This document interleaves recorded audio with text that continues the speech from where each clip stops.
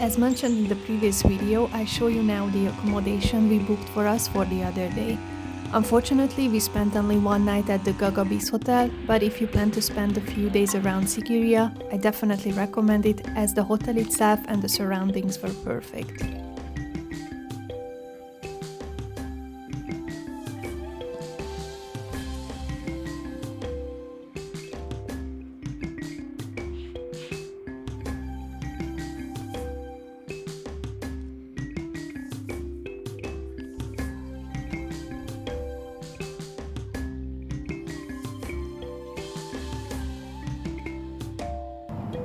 We started this day really early in the morning with a safari experience at the Yala National Park. Our tour guide took us to a place which was suggested by the company by whom we booked this tour, and where a jeep picked us up. We were surprised that we were the only ones in the car and no one joined us later on either. After we arrived to the visitor center, our driver went to validate our tickets and slowly we began our way towards the park.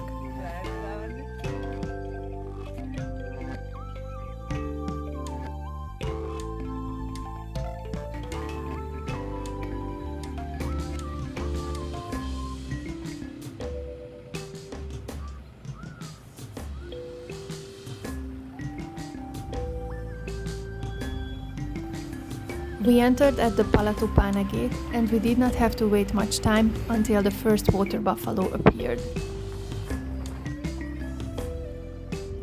The Yala National Park is Sri Lanka's most visited and second largest national park, which is divided into 5 blocks, from which currently 2 is open for the public. It became a wildlife sanctuary in 1900 and it was designated as a national park in 1938. It is currently home to 44 varieties of mammals and 215 bird species. The Yala National Park is famous for the world's biggest concentration of leopards and Sri Lankan elephants.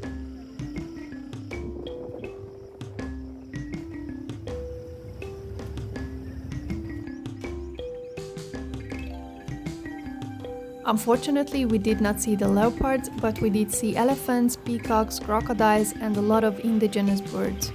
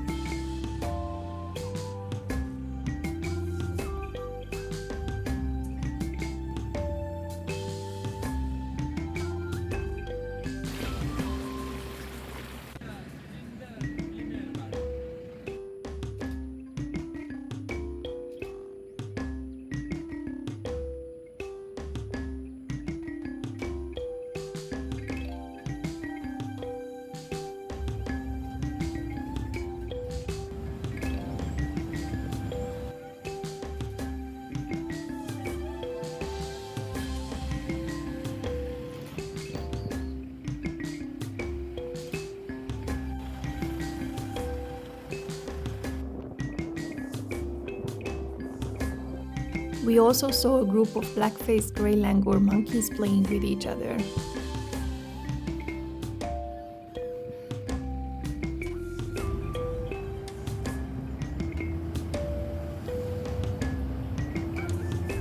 On the way out of the park, we ran into a herd of cows who were walking on the street.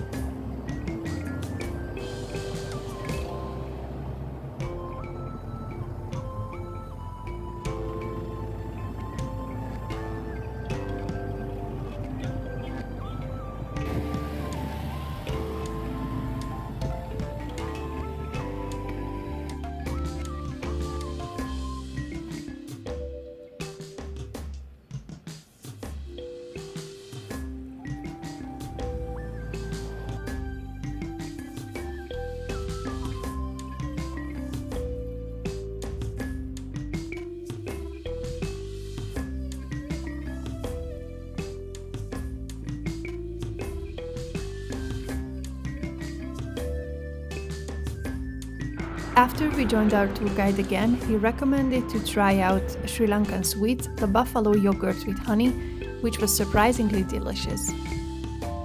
Next up of the day was the Buduruwagala, which is an ancient Buddhist temple in Sri Lanka. The name means the rock of the Buddhist sculptures, and the complex consists of 7 statues which date back to the 10th century. There was a guy joining us for some donation who explained a lot about the statues, so if you come here without background knowledge, you can count on them.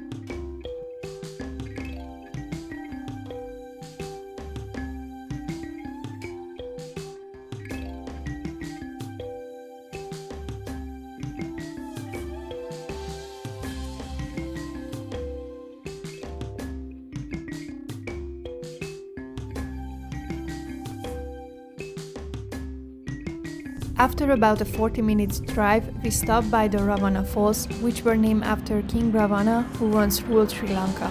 It is considered as one of the widest waterfalls in the country.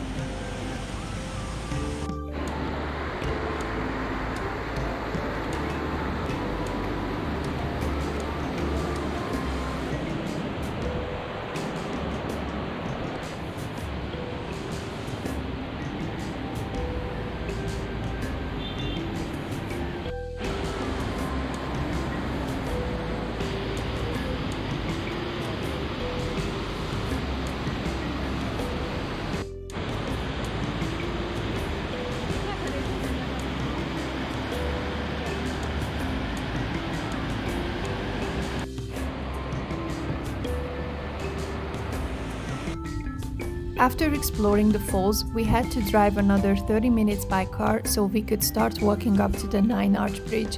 We walked by rice fields and tea plantations until we reached a viewpoint from where we could look at the bridge.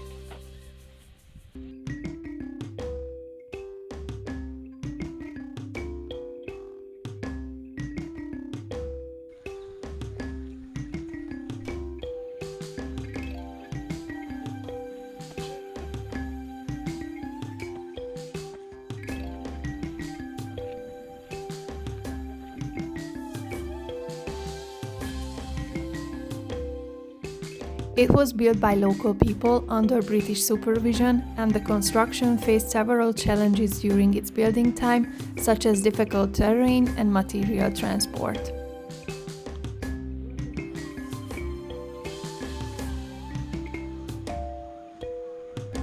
After crossing the bridge, we found a spot from where we could see the train coming without any obstacle. The viaduct bridge was completed in 1990, and over the years it became popular among tourists.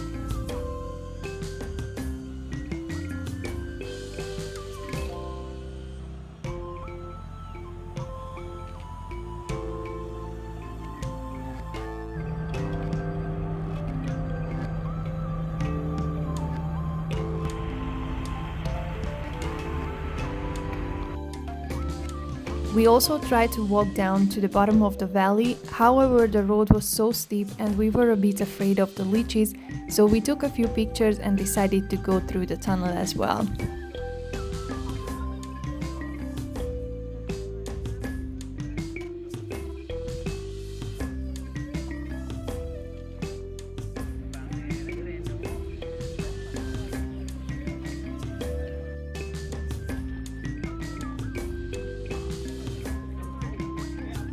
The tunnel was a bit scary due to the lack of light, and also it is home for bats, so we had to watch our steps.